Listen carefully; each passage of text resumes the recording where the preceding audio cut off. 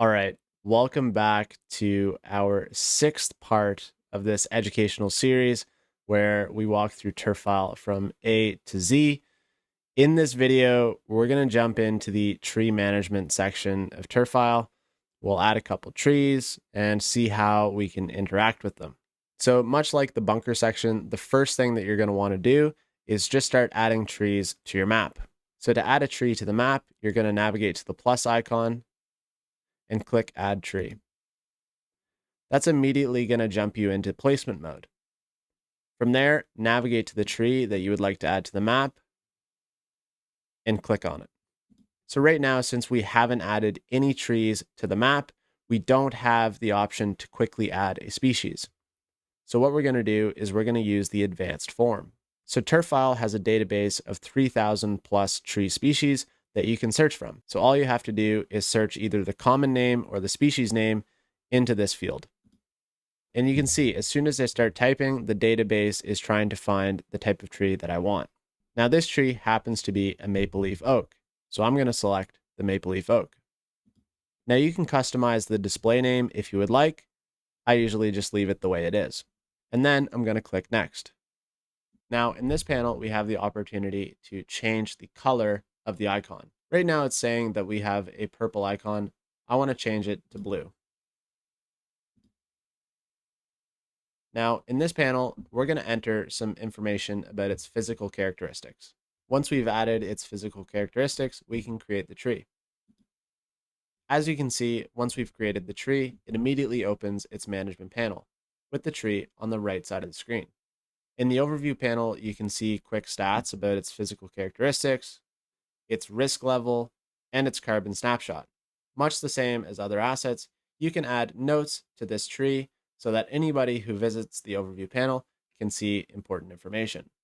Let's jump into the work section. So in the tree section, we don't really have issues and to-dos. We just have one object, and it's called work orders. Because of the way that trees are usually managed on a property, I felt that this was more so fitting. So to show you how it works, I'm going to create a work order for this tree.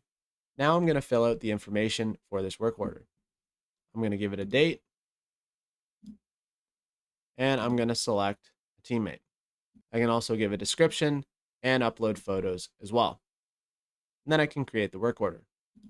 Now work orders can be quickly accessed through the work order panel. Let's jump into the inspections tab. This tab functions exactly the same way as the inspection tab does inside of the bunker section. So you can edit the schedule that you want this tree to be inspected, and then you can complete inspections on that interval. Now, if something were to happen to this tree, and again, we didn't have time to create a work order out of it, and we wanted to record the event, logs are a great way to do that. So much the same as in the bunker section, you can choose the date of the event and what happened, and attach photos if you would like. Now for trees and for bunkers, you can assign them profile pictures just by clicking in the top left corner here and choosing from your device. If you're doing it out in the field, you can take a picture. Now, what if we want to quickly map out a couple more of these maple leaf oak trees, but we don't want to go through the hassle of filling out its details every single time? Since we've already added a maple leaf oak to the property, we can quickly add them in succession afterwards. I'll show you how to do that. So let's head over to the Add Tree button. We're going to click Add Tree. Let's navigate to the tree that we want to add to the map. Since we've added the maple leaf oak before, we can simply just click on it and it will add it to the map. To show you how quick that was, let's do it again. Now, once you have multiple species added to your map, you will have the option to quick add all of those species. Now, the final thing that I'll show you in the tree section is a simple visibility filter. So if you navigate over to the left toolbar and click Tree Filters, you can use these toggles to adjust the species that you see, their risk levels, and their condition levels. Now, much the same as mapping out your irrigation system, using the mobile app to map out your trees is going to be a lot easier.